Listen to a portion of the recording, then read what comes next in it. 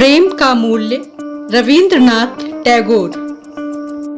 बृहस्पति छोटे देवताओं का गुरु था। उसने अपने बेटे कच्छ को संसार में भेजा कि शुक्राचार्य से अमर जीवन का रहस्य मालूम करे। कच्छ शिक्षा प्राप्त करके स्वर्गलोक को जाने के लिए तैयार था। उस समय वह अपने गुरु की पुत्री देवयानी से विदा लेने के लिए आया। कच्छ, देवयानी, मैं विदा लेने के लिए आया हूँ। तुम्हारे पिता के चरण कमलों में मेरी शिक्षा पूरी हो चुकी है। कृपया कर मुझे स्वर्गलोक जाने की आज्ञा दो। देवयानी, तुम्हारी कामना पूर्ण हुई। जीवन के अमृत का वह रहस्य तुम्हें ज्ञात हो चुका है जिसकी देवताओं को सर्वदा इच्छा रही है। किंतु तनिक विचार तो करो, क्या कोई ऐसी वस्तु शेष नहीं जिसकी तुम इच्छा कर सको? कच्छ, कोई नहीं। देवयानी, बिल्कुल नहीं। तनिक अपने हृदय को टटोलो और देखो, संभवतः कोई छोटी बड़ी इच्छा कहीं दबी पड़ी हो। कच्छ, मेरे ऊषाकालीन जीवन का सूर्य अब ठीक प्रकाश पर आ गया है। उसके प्रकाश से तारों का प्रकाश मध्यम पड़ चुका है। मुझे अब वह रहस्य ज्ञात हो गया है जो जीवन का अमृत है। देवयानी, तब तो संपूर्ण संसार में तुमसे अधिक कोई भी व्यक्ति प्रसन्न ना होगा। खेद है, आज पहली बार मैं यह अनुभव कर रही हूँ कि एक अपरिचित देश में विश्राम करना तुम्हारे लिए कितना कष्टप्रद था। यद्यपि यह सत्य है कि उत्तम से उत्तम वस्तु जो हमारे मस्तिष्क में थी तुमको भेंट कर दी गई है। कच्छ, इसका तनिक भी विचार मत करो और हर्ष सहित मुझे जाने की आज्ञा दो। देवयानी, सुखी रहो मेरे अच्छे सखा। तुम्हें प्रसन्न होना चाहिए कि यह तुम्हारा स्वर्ग नहीं है। इस मृत्यु लोक में जहाँ तृषा से कंठ में कांटे पड़ जाते हैं, हंसना और मुस्कुराना कोई ठिठोली नहीं है। यह ही संसार है जहाँ अधूरी इच्छाएं चहुओर घिरी हुई हैं, जहाँ खोई हुई प्रसन्नता की स्मृति में बार बार कलेजे में हुक उठती है, जहाँ ठंडी सांसों से पाला पड़ा है। तुम ही कहो, इस दुनिया में कोई क्या हंसेगा? कच्छ, देवयानी, बता, जल्दी बता, मुझसे क्या अपराध हुआ? देवयानी, तुम्हारे लिए इस वन को छोड़ना बहुत सरल है। यह वही वन है जिसने इतने वर्षों तक तुम्हें अपनी छाया में रखा और तुम्हें लोरियां दे देकर थपकाता रहा। तुम्हें अनुभव नहीं होता कि आज वायु किस प्रकार क्रंदन कर रही है? देखो, वृक्षों की हिलती हुई छाया को देखो, उनके कोमल पल्लवों को निहारो। वे वायु में घूम नहीं रहे, बल्कि किसी खोई हुई आशा की भांति भटके भटके फिर रहे हैं। एक तुम हो कि तुम्हारे होंठों पर हंसी खेल रही है, प्रसन्नता के साथ तुम विदा हो रहे हो। कच्छ, मैं इस वन को किसी प्रकार मातृशक्ति से कम नहीं समझता, क्योंकि यहाँ ही मैं वास्तव में आरंभ से जन्मा हूँ। इसके प्रति मेरा स्नेह कभी कम ना होगा। देवयानी, वह देखो, सामने बड़का वृक्ष है जिसने दिन के घोर ताप में, जबकि तुमने पशुओं को हरियाली में चरने के लिए छोड़ दिया था, तुम पर प्रेम से छाया की थी। कच्छ, ऐ वन के स्वामी, मैं तुम्हें प्रणाम करता हूँ। जब और विद्यार्थी यहाँ शिक्षा प्राप्ति हेतु आए और शहद की मक्खियों की भनभनाहट और पत्तों की सरसराहट के साथ साथ तेरी छाया में बैठकर अपना पाठ दोहराए, तो मुझे भी स्मरण रखना। देवयानी, और तनिक वनमती का भी तो ध्यान करो, जिसके निर्मल और तीव्र प्रवाह का जल प्रेम संगीत की एक लहर के समान है। कच्छ, आह, उसको बिल्कुल नहीं भूल सकता। उसकी स्मृति सदा बनी रहेगी। वनमती मेरी गरीबी की साथी है। वह एक तल्लीन युवती की भांति होठों पर मुस्कान लिए अपने सीधे सीधे गीत गुनगुनाते हुए निस्वार्थ सेवा करती है। देवयानी, किंतु प्रिय सखा, तुम्हें स्मरण कराना चाहती हूँ कि तुम्हारा और भी कोई साथी था जिसने बेहद प्रयत्न किया कि तुम इस निर्धनता के दुख से भरे जीवन के प्रभाव से प्रभावित ना हो। यह दूसरी बात है कि यह प्रयत्न व्यर्थ हुआ। कच्छ, उसकी स्मृति तो जीवन का एक अंग बन चुकी है। देवयानी, मुझे वे दिन स्मरण है जब तुम पहली बार यहाँ आए थे। उस समय तुम्हारी आयु किशोर अवस्था से कुछ ही अधिक थी। तुम्हारे नेत्र मुस्कुरा रहे थे। तुम उस समय उधर वाटिका की बाड़ के समीप खड़े थे। कच। हाँ हाँ, उस समय तुम फूल चुन रही थी। तुम्हारे शरीर पर श्वेत वस्त्र ऐसा दिखाई देता था जैसे उषा ने अपने प्रकाश में स्नान किया है। तुम्हें संभवतः स्मरण होगा, मैंने कहा था यदि मैं तुम्हारी कुछ सहायता कर सकूं तो यह मेरा सौभाग्य होगा। देवयानी, स्मरण क्यों नहीं? मैंने आश्चर्य से तुमसे पूछा था तुम कौन हो, और तुमने अत्यंत नम्रता से उत्तर दिया था कि मैं इंद्र की सभा के प्रसिद्ध गुरु बृहस्पति का सुपुत्र हूँ।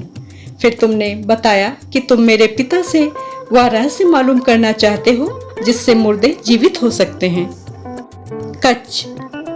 मुझे संदेह था कि संभव है तुम्हारे पिता मुझे अपने शिष्य के रूप में स्वीकार ना करें। देवयानी, किंतु जब मैंने तुम्हारी स्वीकृति के लिए समर्थन किया तो वह इस विनती को अस्वीकार न कर सके। उनको अपनी पुत्री से इतना अधिक स्नेह है कि वह उसकी बात टाल नहीं सकते। कच। और जब मैं 3 बार विपक्षियों के हाथों मारा गया तो तुम्ही ने अपने पिता को बाध्य किया था कि मुझे दोबारा जीवित करें। मैं इस उपकार को बिल्कुल नहीं विस्मृत कर सकता। देवयानी, उपकार? यदि तुम उसको विस्मृत कर दोगे तो मुझे बिल्कुल दुख ना होगा। क्या तुम्हारी स्मृति केवल लाभ पर ही दृष्टि रखती है? यदि यही बात है तो उसका विस्मृत हो जाना ही अच्छा है।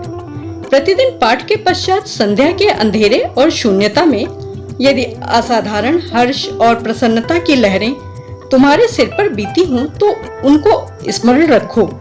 उपकार को स्मरण रखने से क्या लाभ?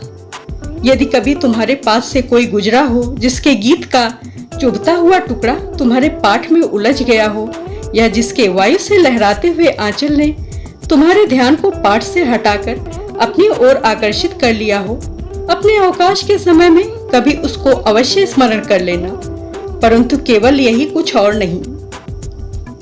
सौंदर्य और प्रेम का याद ना आना ही अच्छा है। कच।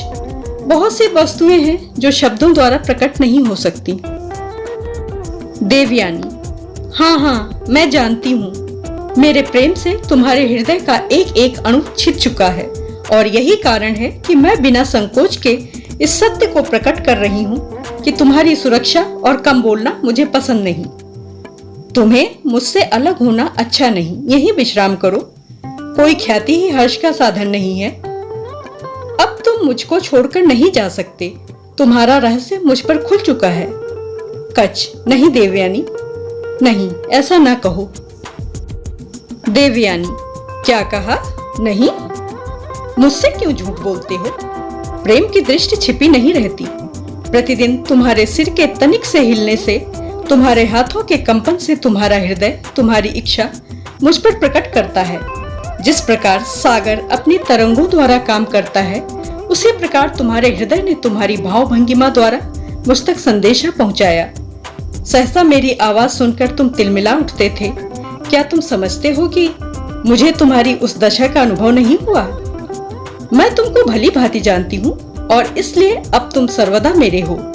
तुम्हारे देवताओं का राजा भी इस संबंध को तोड़ नहीं सकता। कच। किंतु देवयानी, तुम ही हो। क्या इतने वर्ष मैंने अपने घर और घर वालों से अलग रहकर इसीलिए परिश्रम किया था? देवयानी, क्यों नहीं? क्या तुम समझते हो कि इस संसार में शिक्षा का मूल्य है और प्रेम का मूल्य ही नहीं? समय नष्ट मत करो, साहस से काम लो और यह प्रतिज्ञा करो, शक्ति, शिक्षा और ख्याति की प्राप्ति के लिए मनुष्य तपस्या और इंद्रियों का दमन करता है। एक स्त्री के सामने इन सब का कोई मूल्य नहीं। कच। तुम जानती हो कि मैंने सच्चे हृदय से देवताओं से प्रतिज्ञा की थी कि मैं जीवन के अमृतत्व का रहस्य प्राप्त करके आपकी सेवा में आ उपस्थित होऊंगा। देवयानी, परंतु क्या तुम कह सकते हो कि तुम्हारे नेत्रों ने पुस्तक के अतिरिक्त और किसी वस्तु पर दृष्टि नहीं डाली? क्या तुम यह कह सकते हो कि मुझे पुष्प भेंट करने के लिए तुमने कभी अपनी पुस्तक को नहीं छोड़ा? क्या तुम्हें कभी ऐसे अवसर की खोज नहीं रही कि संध्या काल में मेरी पुष्प वाटिका के पुष्पों पर जल छिड़क सको? संध्या समय जब नदी पर अंधकार का वितान तन जाता तो मानो प्रेम अपने दुखित मौन पर छा जाता। तुम घास पर मेरे बराबर बैठकर मुझे अपने स्वर्गीय गीत गाकर क्यों सुनाते थे? क्या यह सब काम उन षड्यंत्रों से भरी हुई चालाकियों का एक भाग नहीं जो तुम्हारे स्वर्ग में क्षम्य है? क्या इन कृत्रिम युक्तियों से तुमने मेरे पिता को अपना ना बनाना चाहा था और अब विदाई के समय धन्यवाद के कुछ मूल्यहीन सिक्के उस सेविका की ओर फेंकते हो जो तुम्हारे छल से छली जा चुकी है? कच्छ, अभिमानी स्त्री, वास्तविकता को मालूम करने से क्या लाभ? यह मेरा भ्रम था कि मैंने एक विशेष भावना के वश तेरी सेवा की और मुझे उसका दंड मिल गया, किंतु अभी वह समय नहीं आया कि मैं इस प्रश्न का उत्तर दे सकूं कि मेरा प्रेम सत्य था या नहीं, क्योंकि मुझे अपने जीवन का उद्देश्य दिखाई दे रहा है। अब चाहे तो तेरे हृदय से अग्नि की चिंगारियां निकल निकल कर संपूर्ण वायुमंडल को आच्छादित कर ले। मैं भली भांति जानता हूं कि स्वर्ग अब मेरे लिए स्वर्ग नहीं रहा। देवताओं की सेवा में यह रहस्य तुरंत ही पहुंचाना मेरा कर्तव्य है, जिसको मैंने कठिन परिश्रम के पश्चात प्राप्त किया है। इससे पहले मुझे व्यक्तिगत प्रसन्नता की प्राप्ति का ध्यान तनिक भी नहीं था। क्षमा कर देवयानी, मुझे क्षमा कर। सच्चे हृदय से क्षमा का इच्छुक हूं। इस बात को सत्य जाना कि तुझे आघात पहुंचाकर मैंने अपनी कठिनाइयों को दुगना कर लिया है। देवयानी, क्षमा, तुमने मेरे नारी हृदय को पाषाण की भांति कठोर कर दिया है। वह ज्वालामुखी की भांति क्रोध में भभक रहा है। तुम अपने काम पर वापस जा सकते हो, किंतु मेरे लिए शेष क्या रहा? केवल स्मृति का एक कटीला बिछौना और छिपी हुई लज्जा, जो सर्वदा मेरे प्रेम का उपहास करेगी। तुम एक पथिक के रूप में यहाँ आए, धूप से बचने के लिए मेरे वृक्षों की छाया में आश्रय लिया और अपना समय बिताया।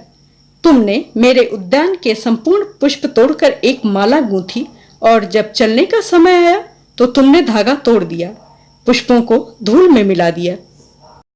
मैं अपने दुखित हृदय से तुम्हें शाप देती हूँ कि जो शिक्षा तुमने प्राप्त की है वह सब तुमसे विस्मृत हो जाए। दूसरे व्यक्ति तुमसे यह शिक्षा प्राप्त करेंगे, किंतु जिस प्रकार तारे रात में अंधियारी से संबंध स्थापित नहीं कर पाते बल्कि अलग रहते हैं, उसी प्रकार तुम्हारी यह विद्या भी तुम्हारे जीवन से अलग रहेगी। व्यक्तिगत रूप से तुम्हें इससे कोई लाभ ना होगा, और यह केवल इसलिए कि तुमने प्रेम का अपमान किया है, प्रेम का मूल्य नहीं समझा। देखने तथा सुनने के लिए सादर आभार एवं हार्दिक धन्यवाद। कृपया मेरे चैनल को सब्सक्राइब और वीडियो को लाइक, शेयर और कमेंट करना ना भूलें।